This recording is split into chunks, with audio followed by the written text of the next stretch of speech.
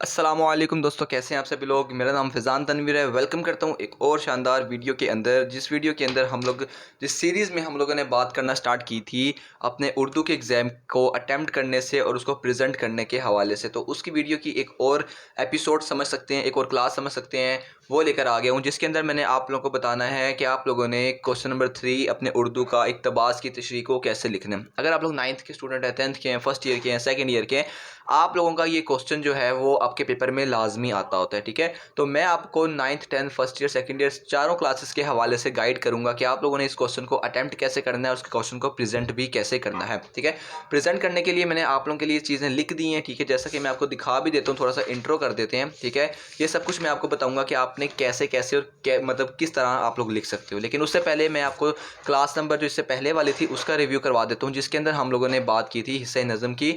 नज़म का उन्वान वगैरह लिखा था और हम लोगों ने इसकी तशरीह की थी।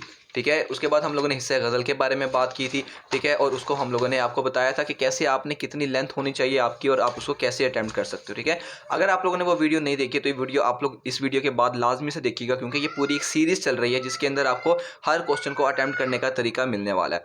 तो चलिए आज की इस वीडियो को स्टार्ट करते हैं। जैसा कि आप लोग जानते हैं कि हम हमेशा पहले थ्योरी टाइप से स्टार्ट करते हैं, जिसके अंदर मैं आपको पहले बताऊंगा कि आप लोगों ने किन किन बातों का ख्याल रखना है। बाद में हम लोग इसके यहाँ पर लाइव एग्जाम्पल की तरफ भी चलेंगे। ठीक हो गया, तो अब हम स्टार्ट करते हैं। सबसे पहले आप लोगों ने मेरी बातों को अच्छे तरीके से सुनना है। ठीक है, और अच्छे तरीके से आप लोगों ने इसको फॉलो भी करना है, क्योंकि तब तक फ़ायदा नहीं होगा आपका इन वीडियोज़ को देखने का जब तक आप इसको फॉलो नहीं करते। ठीक है, तो आपके पेपर के अंदर सवाल नंबर जो होता है 3 वो आता है आपका यहाँ पर इक़्तिबास की तशरीह। आप लोगों ने भी इस तरह सवाल नंबर 3 की हेडिंग देनी है। उसके बाद आप लोगों ने सेंटर में करके लिख देना है इक़्तिबास की तशरीह। ठीक हो गया, ये होगी हमारी हेडिंग वाइज कि हम लोगों ने हेडिंग इसकी कैसे लिखनी है। ठीक है, इक़्तिबास की तशरीह के बाद आप लोगों ने अब यहाँ पर आप लोग हेडिंग दे सकते हैं इक़्तिबास की, क्योंकि अब ये वो पैराग्राफ होगा जो कि आप लोगों ने लिखना होगा। ठीक है, इक़्तिबास आप हेडिंग दे सकते हैं, या आप पैराग्राफ की हेडिंग भी दे सकते हैं, या आप लोग किस इबारत भी लिख सकते हैं। ठीक है, ये 3-4 हेडिंग्स होती हैं जो कि आप एक हेडिंग की जगह पर लिख सकते हैं। ठीक है,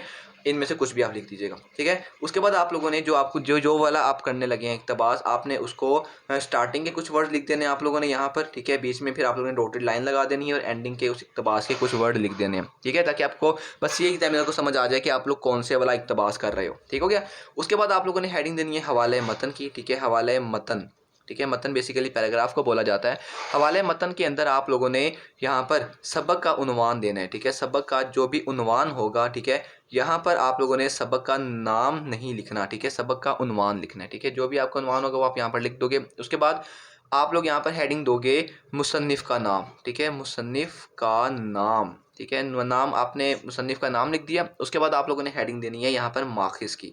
ठीक है, माखिज़ क्या होता है, अगर किसी बच्चे को नहीं मालूम है तो माखिज़ होता है कि आपका जो ये सबक है वो किस बुक से लिया गया है। ठीक है, तो आपके हर चैप्टर के बिल्कुल एंड पर लिखा होता है माखिज़ के ये इस फलां बुक से लिया गया। ठीक हो गया, अब मैं आपको नंबरिंग भी इसके बाद बताता हूँ कि इनकी मार्क्स की डिवीजन किस तरीके से होती है। ठीक है, उसके बाद आप लोगों ने, अगर आप लोग 9th और 10th क्लास के स्टूडेंट हैं, तो आप लोगों ने यहाँ पर एक अलग से हेडिंग देनी है जिसको हम बोलते हैं ख़त कशीदा अल्फाज के मायना। ठीक है, ख़त कशीदा अल्फाज के मायने। ठीक हो गया, ये वाली हेडिंग देने के बाद आप लोगों ने जो भी आपके पैराग्राफ के ऊपर, जब आप अपने क्वेश्चन पेपर पे देखोगे तो वहाँ पर कुछ वर्ड्स को अंडरलाइन ऊपर से किया होगा। ठीक है, यानी कि अगर कोई वर्ड है, जिस तरीके से अगर हम लोग बात करते हैं कि लुत्फ़ फॉर एग्जांपल, ठीक है, उसके ऊपर यहाँ पर अंडरलाइन किया होगा, आपने इस वर्ड का मतलब भी लिखना होगा। तो आप लोग क्या करोगे, नंबर 1 नंबर 2 कर कर यहाँ पर वो वर्ड लिखोगे, आगे उसका मीनिंग लिख दोगे, नंबर इसी तरह वर्ड उसका मीनिंग, वर्ड उसका मीनिंग, ऐसे करते जाओगे। ठीक है, लेकिन जो फर्स्ट ईयर सेकेंड ईयर के स्टूडेंट्स हैं उनके लिए ये वाला जो काम है वो नहीं है। ठीक है, सिर्फ ये काम किसके लिए है, 9th और 10th क्लास के बच्चों के लिए। फर्स्ट ईयर सेकंड ईयर वालों के लिए ये काम नहीं करना, उन्होंने ये वाली हेडिंग नहीं देनी। ठीक हो गया, उसके बाद आप लोगों ने यहाँ पर अगली जो चीज़ करनी है वो है सियाको सबाक। ठीक है, सियाको सबाक, ये आपने हर क्लास के स्टूडेंट ने ये काम करना है। सियाको सबाक, आप सियाको सबाक में क्या होता है, बेसिकली आप लोगों ने 3 से 5 लाइन्स, ठीक है, 3 to 5 लाइन्स के अंदर अंदर आप लोगों ने अपने पूरे चैप्टर को बताना होता है कि आपके इस पूरा चैप्टर किस टॉपिक के बारे में। ठीक है, हम लोग लेट्स सपोज हम करते हैं कि जो हमें इबारत आई थी, हम लोग एक चैप्टर है आपके पास, ठीक है, उसके 3 हिस्से करते हैं। ठीक हो गया, हम लोग ये लेट्स सपोज ये शुरू वाला हिस्सा हो गया, ये दरमियान वाला हिस्सा हो गया, ये एंड वाला हिस्सा हो गया। ठीक है, हम लोग सपोज करते हैं कि जो हमें इबारत आई थी वो आई थी हमें अपने चैप्टर के एंड वाले क्वेश्चन से। तो अब एंड वाले से अगर हम लोगों को ये आई है इबारत, तो हम लोगों ने क्या करना है, अब इससे ऊपर जितना हमारे पास पूरी स्टोरी थी हमारे चैप्टर की, वो हमने 3 से 5 लाइंस के अंदर मोटी मोटी आप लोगों ने यहाँ पर 1 2 3 4 या 5 लाइंस में आप लोगों ने यहाँ पर बता देनी है। ठीक हो गया। उसके बाद आप लोगों ने क्या करना है, इसके बाद आपकी जो मेन तशरीह वाला टॉपिक होगा वो स्टार्ट होगा। ठीक है, तशरीह के अंदर आप लोगों ने क्या करना है, आपने अब सियाको सबाक के अंदर आपने पूरे चैप्टर को बताना होता है। ठीक है, चैप्टर की आपने समरी करनी होती है, लेकिन तशरीह के अंदर आप लोगों ने चैप्टर की समरी करने वाली गलती हरगिज़ नहीं करनी। आप लोगों ने जो पैराग्राफ दिया होगा उस पैराग्राफ को अच्छे तरीके से इलेबोरेट करना है, अच्छे तरीके से एक्सप्लेन करना है। ठीक हो गया। अब आप लोगों ने अपनी तशरीह वाला टाइम यहाँ पे आपने स्टार्ट कर दिया अपनी तशरीह को करना। अब तशरीह के लिए अगर मैं लेंथ की बात करूँ, तो अगर आप 9th और 10th क्लास के स्टूडेंट हैं, तो आप लोगों की जो एक एवरेज लेंथ होनी चाहिए वो 1 पेज की होनी चाहिए। ठीक है, 1 पेज से मुराद है पूरा 1 पेज सिर्फ तशरीह का होना चाहिए।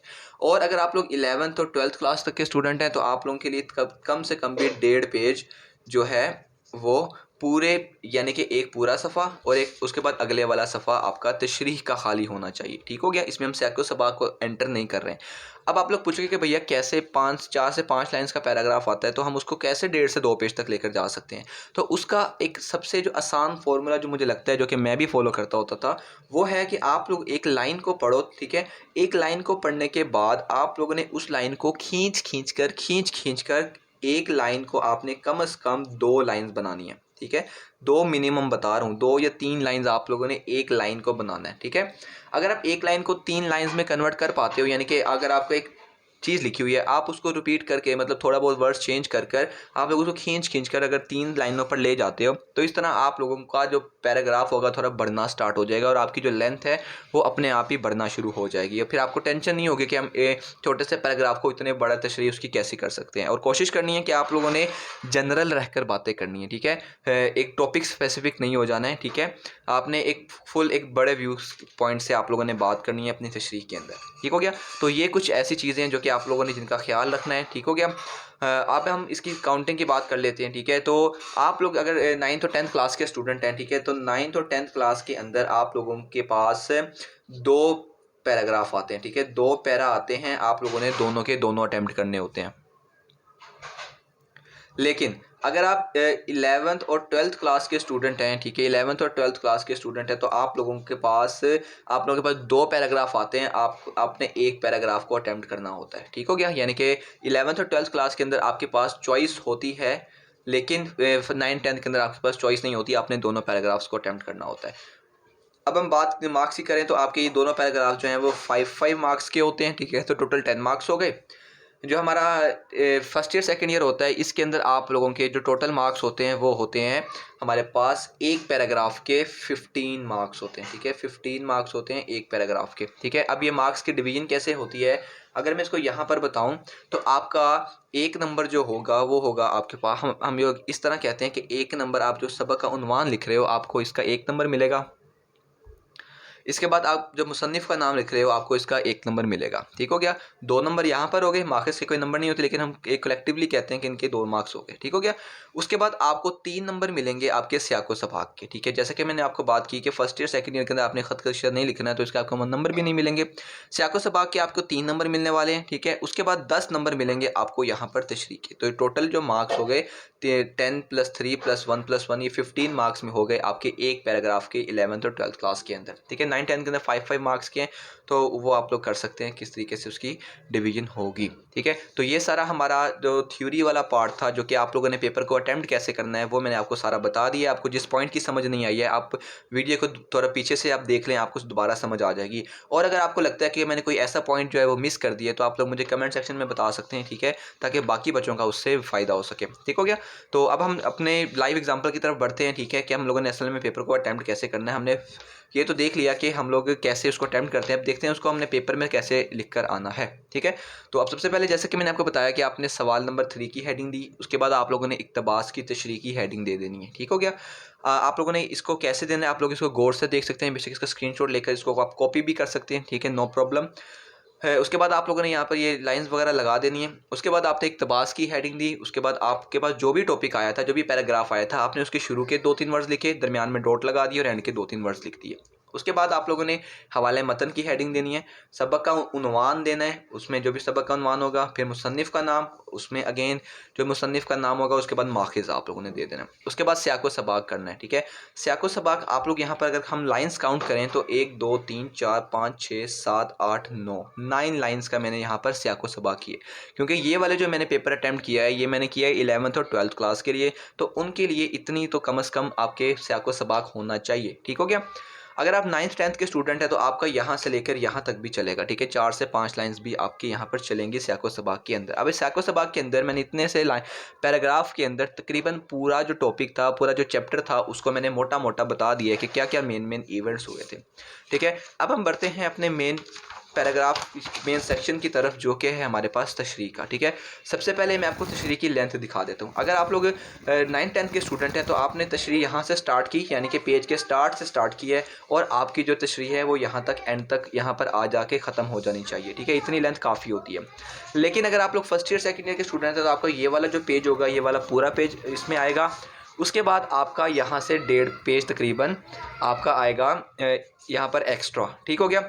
अगली चीज़ जो बात नोट करने की है वो ये है कि अगर आप तशरीह को एक ही पैराग्राफ के अंदर सारी की सारी लिख दोगे तो बहुत ही ज़्यादा अजीब सा काम हो जाएगा, ठीक है, अच्छा भी नहीं लगेगा। तो आप लोगों ने क्या करना है, कोशिश करनी है कि आप अपनी तशरीह के अंदर पैराग्राफ्स बनाओ। जैसे कि मैंने एक ये वाला पैराग्राफ बनाया यहाँ से यहाँ तक, उसके बाद मैंने नेक्स्ट पैराग्राफ कर दिया है, ठीक है। उसके बाद जब हम अगले पेज पर गए हैं उसके बाद मैंने यहाँ से भी नेक्स्ट पैराग्राफ कर दिए, ठीक हो गया। आप इसको ऐसे समझ सकते हैं जैसा कि मैंने आपको यहाँ पर बताया था कि आप लोगों ने तशरीह के 3 पैराग्राफ्स बनाने हैं। पहला पैराग्राफ होगा इंट्रोडक्शन का, दूसरा होगा बॉडी का, तीसरा होगा कंक्लूजन का, नतीजे का, ठीक हो गया। तो आप यहाँ पर भी ऐसे कर सकते हैं कि लास्ट पैराग्राफ में होगा आप एक नतीजा बता सकते हैं कि अच्छा हमें इसके तशरीह के बाद क्या हमें इसका नतीजा मिला। पहले पैराग्राफ में आप थोड़ा सा इंट्रोडक्शन बता सकते हैं जो कि आपको पैराग्राफ इबारत मिली हुई थी, सेकंड में आप लोग बॉडी बना सकते हैं। तो कम से कम आपने इसके 3 पैराग्राफ बनाने हैं, तब आपकी एक तो लेंथ भी थोड़ी ज़्यादा हो जाएगी, दूसरा ये कि आपका पेपर दिखने में भी अच्छा लगेगा।